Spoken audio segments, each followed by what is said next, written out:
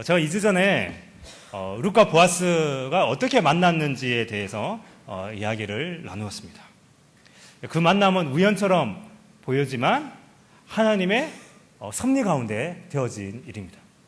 그래서 여러분, 우리의 이 만남이라고 하는 건 우연 속에 있는 하나님의 섭리하심인 거죠. 어쩌면 시대적 상황으로 볼 때 결코 만날 수 없는 이 두 사람, 한 사람은 이스라엘 남자, 한 사람은 이방 여인인데, 그 모압의 여인인데, 이 두 사람이 하나님의 섭리 가운데 만나게 되었습니다. 이스라엘 땅에 보리추수가 한창이던 때에 한 사람은 그 밭의 주인으로, 또 한 사람은 그 밭에서 이삭을 줍는 가난한 여인으로 서로가 만나게 된 것입니다. 그리고 앞으로 이 두 사람의 만남은 어떻게 진행될까요? 큐티하신 분은 다 아시죠? 네. 여러분, 여러분 혹시 요즘에 소개팅 하십니까? 죄송합니다. 저 기도할게요. 네. 여러분, 소개팅 하면 하십시오. 그 남자친구, 여자친구 있는데 하면 안 되지만 어쨌든 열린 마음으로. 물론 이제 역시나 이런 생각이 들 수도 있지만 그래도 늘 열린 마음으로. 여러분, 보통 소개팅 할 때 뭐가 중요합니까? 처음 인사말이 중요하죠. 처음 말을 어떻게 건너냐에 따라 가지고 앞으로 말이 잘 통하느냐 통하지 않느냐가 결정이 됩니다. 오늘 본문을 보니까 이 보아스가 룻에게 처음 건넨 말이 무엇입니까? 뭐라고 이야기하고 있습니까? 내 딸아라고 하고 있습니다. 내 딸아.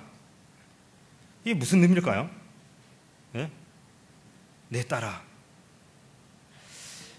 여러분, 이 내 딸아라고 하는 건 단순히 그냥 이 보아스와 이 룻이 굉장히 나이 차이가 많이 난다, 이제 그것만을 보여주는 건 아닙니다. 물론 나이 차이가 좀 났을 겁니다. 여기서 내 딸아라고 하는 이 호칭은 이 보아스가 이 룻을 남으로 생각하지 않겠다는 의미입니다. 그러니까 그런 마음이 포함되어 있습니다. 그러니까 왠지 모르게 이 보아스는 룻에 대한 어떤 책임감을 가지고 있음을 이야기하고 있습니다. 그래서 내 딸아라고 말하고 있는 것입니다. 이제 그러고 나서 이 보아스가 룻에게 한 4가지 정도의 호의를 베풉니다. 제일 첫 번째 호의가 무엇이냐면 다른 밭에 가지 말고 여기 있으라고 합니다. 그러니까 이삭을 주우러 이 밭 저 밭 가지 말고 바로 자기 밭에서 이삭을 줍고 가라는 것입니다. 그러니까 자기 밭에서 이삭을 충분히 줍도록 책임져 주겠다는 그런 의미입니다. 그리고 두 번째는 소년들이 밭을 벨 때 그 소년들을 따라가라는 것입니다. 그러니까 따라가면서 이삭을 주면 훨씬 더 죽기 편하기 때문입니다. 그리고 세 번째 호의가 무엇이냐면 아무도 너를 못 건드린다, 그렇게 하고 있습니다. 그 9절에 보니까 그 소년들에게 명하여 너를 건들지 말라 하였느니라, 이렇게 말하고 있습니다. 그러니까 그 소년들에게 바로 이 룻을 이제 건들지 말라라고 그렇게 하고 있습니다. 근데 여러분, 6절을 보면 룻을 가리켜서 뭐라고 이야기하냐면 모압 지방에 돌아온 모압 소녀라고 그렇게 말합니다. 근데 여러분 잘 알고 있죠? 룻은 소녀입니까? 결혼을 했잖아요. 자기 남편이 이렇게 일찍 죽었죠. 이 모압 소녀라는 이 말은 어떤 문자 그대로 어떤 10대 소녀라는 의미보다는 이게 어떤 의미냐면 소녀와 같은 피부를 가진 젊은 여인이라는 뜻입니다. 뭐라고요? 참 저도 피부가 좋아지고 싶은데. 뭐냐면 그 소녀와 같은 피부를 가진 젊은 어떤 여인이라는 뜻입니다. 그러니까 쉽게 말하면 룻은 어떤 미인이다? 피부 미인. 네. 그리고 여러분, 이제 그런 어떤 외모가 어떤 남자에게 호감을 주는 것입니다. 그리고 여러분, 특별히 이 룻은 이방 여인이잖아요. 뭔가 이스라엘 여인과 다른 어떤 매력을 가지고 있었습니다. 그렇기 때문에 이 룻은 밭에서 이삭을 줍다가 보면 그 보리를 베는 그 젊은이들, 그런 남자 일꾼들의 그런 어떤 희롱의 대상이 될 수가 있는 것입니다. 근데 여러분 그렇게 희롱을 해도 이 룻은 어떤 그 누구에도 보호를 못 받습니다. 예. 그러니까 그런 굉장히 위험한 일을 하고 있는 것이죠. 예. 근데 보아스는 그걸 알고 있습니다. 예. 그래서 이 보아스는 그런 일이 없도록 그 밭에서 일하는 모든 남자에게 룻을 절대로 해코지하거나 놀리지 말고 건들지 말라고 그렇게 당부합니다. 보아스가 야 건들지 마라 이러니까 그 일하는 일꾼들이 어떻게 할까요? 건들면 큰일 나는 거죠. 예. 그러니까 이 보아스가 그런 어떤 위험한 환경 속에 있는 이 룻을 안전하게 보호하겠다는 그러한 약속입니다. 그리고 마지막 네 번째는 뭐냐면 목마름이 언제든지 물을 마실 수 있다라고 이렇게 말합니다. 9절에 나오죠. 목이 마르거든 그릇에 가서 소년들이 길어온 것을 마실지니라. 우리가 볼 때 물 먹게 해주는 게 무슨 호의냐라고 생각할 수 있지만 여러분 그 당시 이스라엘은 물이 귀한 나라였습니다. 그리고 보통 물은 여자들이 떠와서 남자들이 마셨습니다. 근데 여러분 남자들이 떠온 물은 여자들이 함부로 못 마셨습니다. 참 이상했죠. 예. 그러니까 남자들이 떠온 물은 여자들이 함부로 마실 수 없었습니다. 뿐만 아니라 그곳에 있는 물은 그 밭에 고용된 일꾼들을 위한 물이었습니다. 이렇게 이삭을 주러 온 그런 여인들을 위한 그런 물이 아니었습니다. 그런 이런 여인들을 위한 배려가 사실 전혀 없었습니다. 그래서 그 당시에 이 이삭을 그렇게 주러 오는 그 여인들은 그러니까 자기가 물을 가져와야 합니다. 또 자기가 도시락을 싸가지고 와야 됩니다. 그런데 이 룻은 그런 거 잘 모르니까 아무것도 준비되어 있지 않은 거죠. 그래서 보아스는 룻에게 목이 마르면 언제든지 그 물을 마시라고 하는 겁니다. 이것이 보아스의 특별한 배려였습니다. 근데 이것은 시작에 불과했습니다. 점심때가 되었습니다. 다들 식사하기 위해 삼삼오오 모여 앉았습니다. 방금 전에 말한 바와 같이 보통 이삭을 줍는 그런 사람들은 도시락을 준비해서 그냥 자기들끼리 먹었어요. 예. 그렇지만 룻은 자신을 위해서 도시락을 준비할 수 없었죠. 예. 그럼 이제 자신을 굶어야 되는 거죠. 그런데 이러한 룻을 보아스가 자기의 식사 자리에 초대했습니다. 같이 식사를 한다고 하는 것은 단순히 그냥 같이 음식을 먹는 것 그 이상을 의미하는 것입니다. 이 보아스는 바로 그러한 식사 초대를 통해서 이 룻에게 또다시 호의를 베풀고 있는 것입니다. 그 점심시간에 나온 메뉴가 뭐냐면 떡과 초와 볶음국수입니다. 물론 떡이 아니고 빵이었겠죠, 빵. 네. 그 당시에 이 빵은 그 이스라엘 백성들이 먹는 약간 굉장히 이제 약간 마른 빵이었습니다. 마른 빵. 네. 그리고 초는 그 마른 빵을 먹을 때 발라서 먹는 어떤 신포도주로 만든 시럽이었습니다. 시럽. 예, 그러니까 초는 하나의 시럽이에요. 시럽. 예. 그리고 볶은 곡식은 보통 이스라엘 사람들에게 중요한 양식이었는데 일종의 그냥 야영 그런 식량이었습니다. 예. 어떤 전쟁터나 일터에 이제 볶은 곡식을 이렇게 싸가지고 가서 그것을 먹으면 한 끼 식사를 거뜬히 할 수 있는 이제 그런 거였습니다. 그래서 여러분 그 다윗 이야기를 우리가 보면 이 다윗이 전쟁터에 나가 있던 형들에게 준 것도 바로 이 볶은 곡식이었습니다. 그래서 이 식사 자리에 초대받은 이 룻에게 보아스가 뭐라고 이야기하냐면 너의 그 빵을 초에 찍으라고 말하고 있는 것입니다. 이게 무슨 말이죠? 괜히 눈치 보면서 그 말라 비틀어진 그거 그냥 그렇게 먹지 말고 바로 그 맛있는 그 시럽에 찍어서 먹으라는 것입니다. 그리고 볶은 곡식도 건네주었습니다. 이러한 보아스의 이 배려 때문에 룻은 오랜만에 배불리 그리고 맛있게 점심을 먹었습니다. 그런데 여러분 이 보아스의 호의는 계속되었습니다. 이 점심을 먹고 나서 다시 이삭을 줍는 룻을 위하여 보아스가 소년들에게 명령합니다. 어떤 명령을 하냐면 룻이 곡식단 사이에 가서 이 이삭을 죽게 하라는 것입니다. 여러분, 그 당시 이 이삭을 줍는 자들에게는 상상할 수도 없는 배려입니다. 여러분 생각해 보십시오. 만약 어떤 사람이 그 보리를 베는 일꾼들 뒤를 졸졸 따라다니면서 이삭을 줍는다고 생각해 보십시오. 그럼 여러분 그 보리를 베는 그 일꾼들에게는 좀 방해가 되지 않겠습니까? 약간 거슬리는 그런 존재입니다. 자기는 열심히 일하기 위해서 낫으로 보리를 베고 있는데 다른 한쪽에서는 하나라도 더 주우려고 막 꽁무니를 따라다니면서 이삭을 줍는다면 좀 짜증나는 일일 것입니다. 그런 사람이 있다면 그냥 당장 쫓아내야 됩니다. 근데 보아스는 일꾼들에게 이 룻이 곡식단 사이를 왔다 갔다 하면서 보리를 주어도 책망하지 말라고 하고 있습니다. 근데 이뿐만 아니었습니다. 이제는 더 나아가서 묶어놓은 곡식 다발에서 일부러 곡식들을 조금씩 뽑아서 땅에 흘리라고 그렇게 말하고 있는 것입니다. 정말 이것도 있을 수 없는 일이죠. 하나라도 더 수확하기 위해서 일꾼들을 불러서 시킨 일인데 그런 사람들에게 다발에 있는 곡식을 조금씩 흘리라고 한 것은 정말 이해할 수 없는 명령입니다.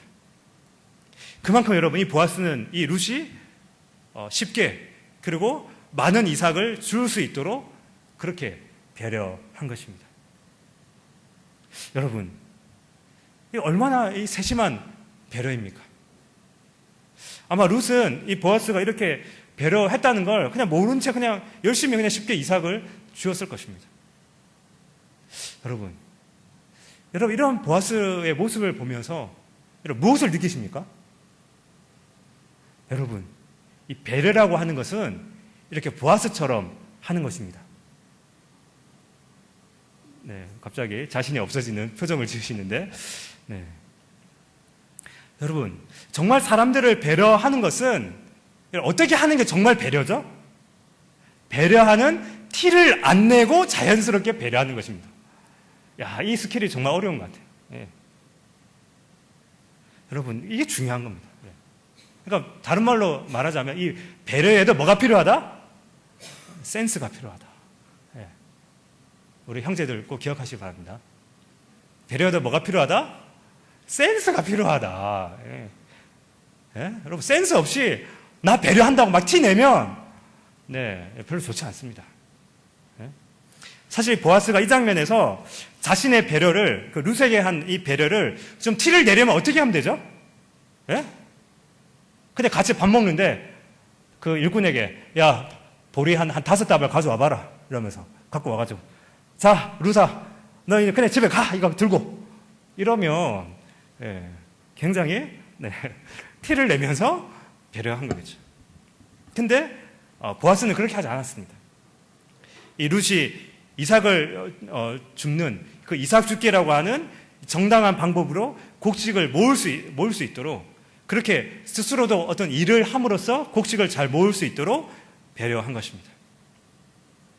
이러한 보아스의 배려로 룻은 이삭을 주었는데 얼마만큼 주었냐면 한 에바쯤 주었다라고 지금 17절에 말하고 있습니다. 이 한 에바라고 하는 것은 약 35리터입니다. 35리터. 굉장한 양이죠. 35리터를.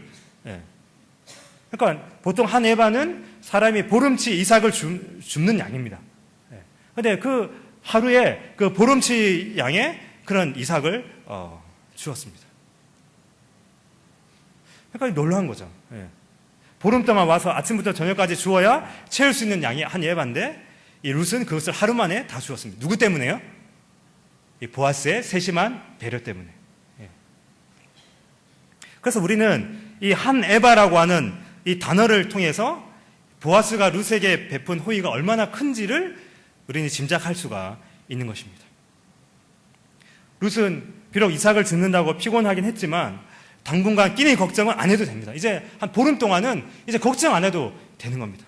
이제 정말 안도감과 그리고 보아스가 베푼 어떤 호의의 어떤 감사함과 기쁨으로 바로 자기 시어머니 나오미의 집으로 갔을 것입니다. 여러분, 왜 보아스가 이런 행동을 했을까요? 자기 밭에 이삭을 주우러 온 그 보잘것없는 이방 여인 룻에게 이러한 호의와 은혜를 베풀었을까요? 여러분, 무엇이 이 보아스의 마음을 움직였을까요? 여러분, 궁금하지 않습니까? 11절 말씀입니다. 보아스가 그에게 대답하여 이르되 내 남편이 죽은 후에 내가 시어머니에게 행한 모든 것과 내 부모와 고국을 떠나 전에 알지 못하던 백성에게로 온 일이 내게 분명히 알려졌느니라. 이 보아스는 이 룻의 스토리를 알고 있었던 거예요. 그녀가 그녀의 그 시어머니 나오미에게 행한 모든 일, 자기가 그 모든 것들을 내려놓고 자기의 그 고향의 모든 것들을 다 내려놓고 정말 그 시어머니 나오미를 따라서 왔던 그 일, 바로 그 이유가 다름 아닌 그 하나님 때문에, 바로 하나님의 그 백성에게로 가고자 했던 이 룻의 이 스토리를 그는 알고 있었던 겁니다.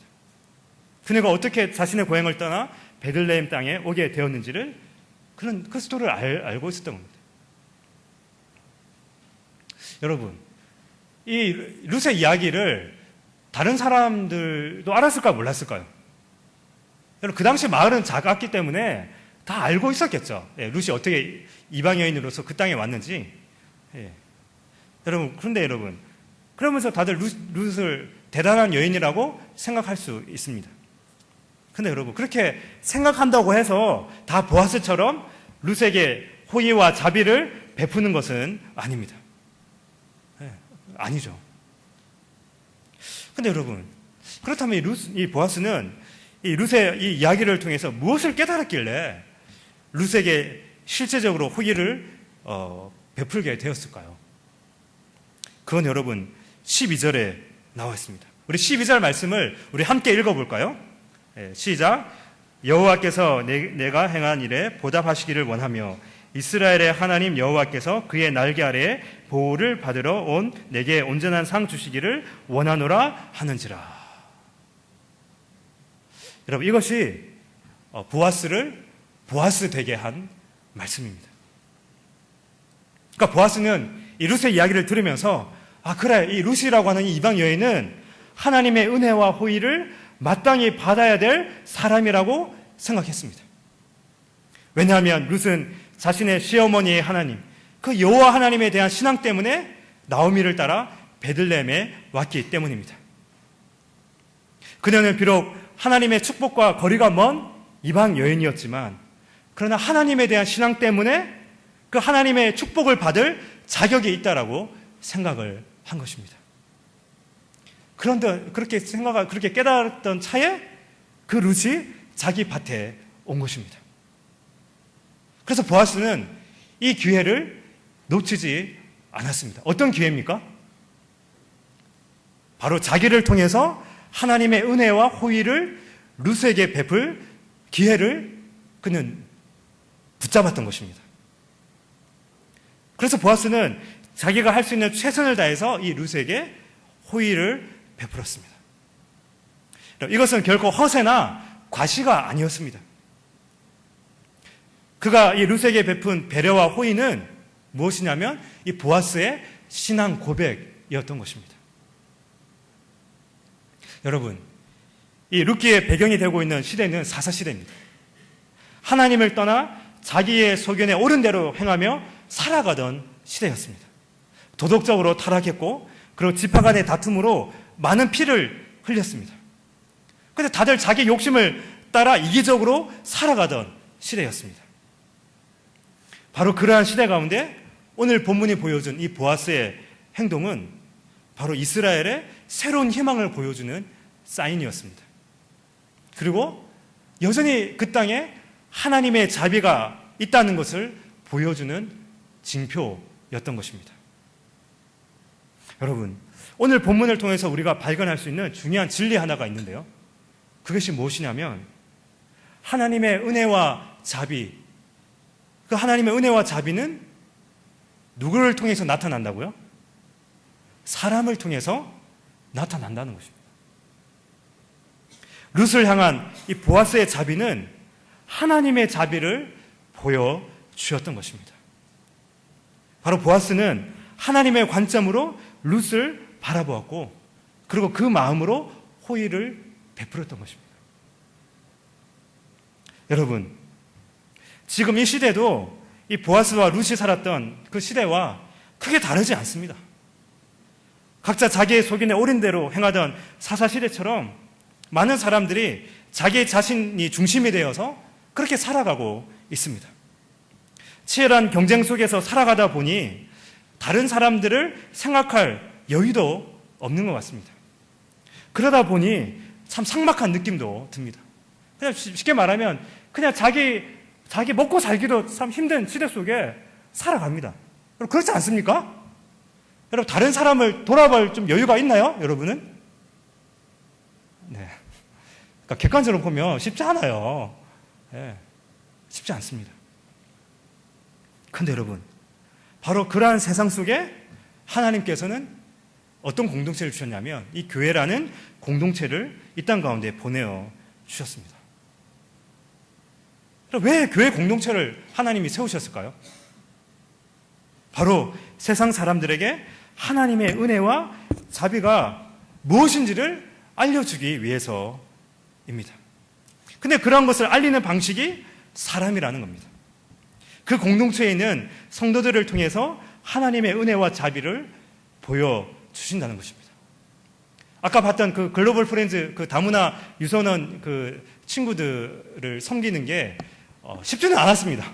네.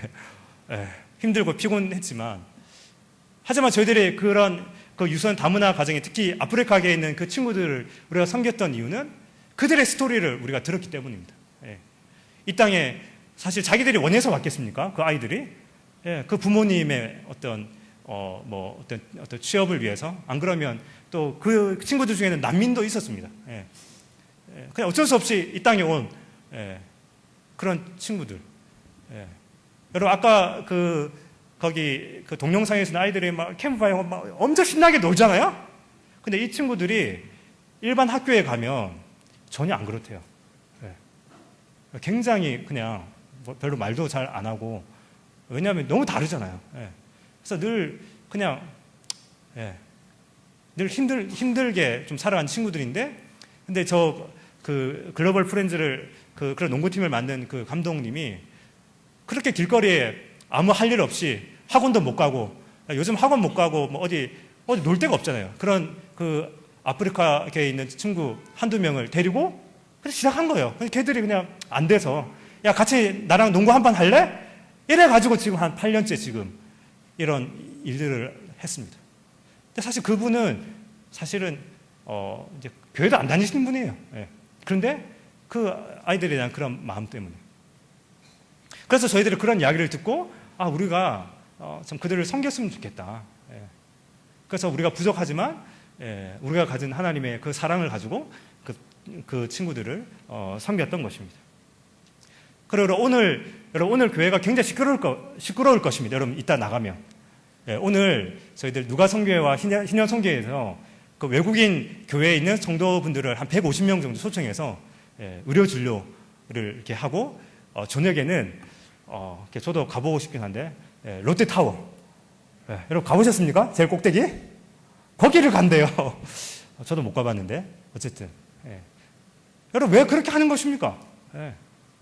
그냥 우리가 가진 그 하나님의 사랑을 가지고 그들을 섬기는 것, 그들에게 우리가 부족하지만 우리가 가진 것으로 그렇게 호의를 베푸는 거죠. 우리가 그분들에게 뭘 바래서 하는 것이 아닙니다.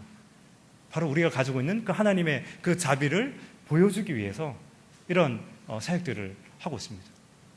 특별히 저희 교회가 또 그런 탈북민들을 또 섬기는 또 그런 또 사역들을 하고 있습니다. 여러분, 그러니까 여러분, 이게 하나님의 방식이에요. 바로 공동체에 있는 사람들을 통해서 하나님의 은혜와 자비를 보여주신다는 겁니다.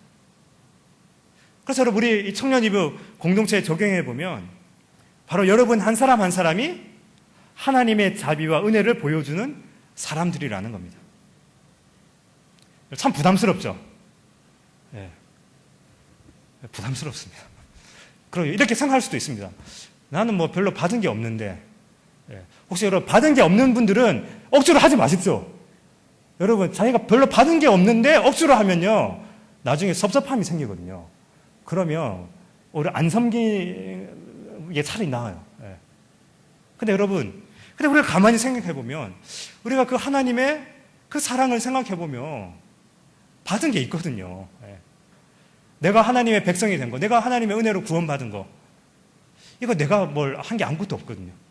그 하나님의 전적인 호의, 하나님의 전적인 희생으로 내가 하나님의 백성이 되고 이렇게 살아가고 있습니다. 그리고 여러분, 지금 다 여러분은 멀쩡하게 지금 다 계시지만 여러분 태어났을 때 혹시 여러분 태어날 때부터 모든 걸 혼자 다 하셨던 분이 계십니까? 아니죠. 예. 부모님의 호의, 친척들의 호의, 뭐 이런 어쩌면 우리가 지금 이 자리에 있기까지 많은 사람들의 섬김과 그런 자비 속에 우리는 지금 이 자리에 있는 거죠. 그러니까 그런 것들을 생각한다면 우리가 받은 게 있으니까 내가 다른 사람들에게 하나님의 자비를 보여줄 수 있다는 것입니다. 그렇다면 여러분, 우리가 어떤 방식으로 하나님의 은혜와 자비를 우리 안에 나타낼 수 있을까요? 13절을 보면 이렇게 되어 있습니다. 당신이 이 하녀를 위로하시고 마음을 기쁘게 하는 말씀을 하셨나이다. 이 루시 고백을 한 거거든요. 근데 이제 ESV 영어 성경을 보면 당신이 나를 평안하게 해주고 친절하게 말하기 때문입니다라고 그렇게 또 번역하고 있습니다. 네. 그러니까 여러분, 그러니까 우리가 누군가를 호의를 베풀고 배려하는 그 배려의 시작이 무엇이냐면, 이 자비의 시작이 무엇이냐면 상대방을 편안하게 해주고 그리고 친절하게 말하는 것에서부터 시작된다는 것입니다. 그건 우리가 좀 할 수 있지 않을까요? 좀 힘드신가요? 네. 자, 기도할게요. 네. 네. 그러니까 상대방을 편안하게 해주고 친절하게 말하는 것. 그게 시작이라는 겁니다. 바로 우리 공동체 안에 하나님의 자비와 은혜가 바로 우리가 다른 사람들을 평안하게 하는 것, 평안을 전하는 것, 또 다른 사람에게 친절하게 말하는 것, 바로 그런 것으로 나타난다는 것입니다. 여러분, 하나님의 은혜와 자비, 이 하나님의 그런 이 사랑은 그냥 교회라고 하는 그냥 건물에 그냥 들어오면 저절로 생기는 게 아닙니다. 그렇게 되면 얼마나 좋을까요? 예. 그렇지 않습니다. 예. 때로는 우리 공동체에 이렇게 와 있지만 우리의 어떤 도움과 섬김이 필요한 분들이 있습니다. 예. 특히 뭐 처음 오신 분들, 아직 하나님을 잘 모르는 분들, 이런 분들이 참 예배 시간이 얼마나 힘들겠어요. 그럼 우리 어떻게 하면 되죠? 그 사람들을 위로하는 거죠. 잘 견뎠다. 이번 주도 잘 왔다. 예.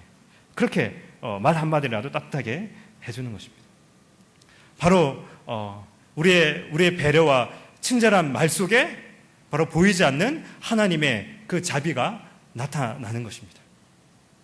그래서 여러분, 처음에는 이 신앙생활을 할 때는 여러분 사람 보고 하는 것입니다. 제가 늘 이야기하잖아요. 신앙생활은 하나님 보고 하는 게 아닙니다, 여러분. 하나님 안 보이는데. 여러분 지금 예배 드리고 있는데 하나님 보여요, 지금? 하나님 어디 있어, 지금? 그 뭐예요, 그러면? 우리 하나님 없는데 그냥 우리끼리 그냥 예배 드리는 겁니까? 아니죠. 하나님께 어떤 말씀을 하셨냐면 우리 공동체 가운데 거하신다고 했습니다.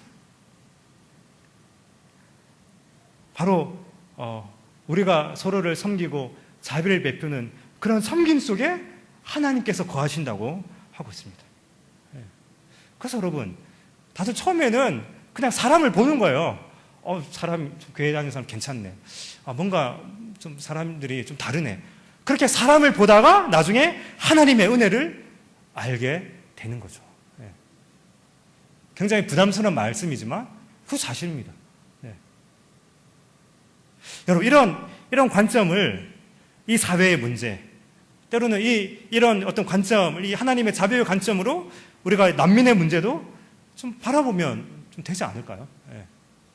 가만히 생각하면 우리도 예전에 난민이었는데, 우리 대한민국도 예전에 많은 난민들이 전 세계에 흩어졌던 때도 있었는데, 좀 그런 것들을 생각하면 그럼에도 불구하고 우리가 받은 이 사랑을, 이 축복을 좀 함께 나눠주는 그런 관점으로 좀 그런 문제들도 바라보면 되지 않을까, 그런 생각을 해봅니다. 여러분, 그냥 사실 룻기 말씀은 우리 다 큐티를 했잖아요. 근데 그것으로 끝나면 안 됩니다. 우리 공동체 안에 이 룻기 이야기를 계속 써야 하는 것입니다. 하나님의 자비를 다른 사람들에게 나눠주는 공동체가 되길 원합니다. 그래서 여러분, 우리 계속 뭐 광고하잖아요. 필리핀에 가서도 하나님의 자비를 좀 나눠주려고 하고, 또 8월 달에 여러분 진주에 있는 그 교회, 거기에 정말 할아버지 할머니밖에 없어요. 그래서 저희들이 가서 그 사랑을 함께 나눠주고, 이런 여러 가지 섬김들을 하려고 하는 것입니다.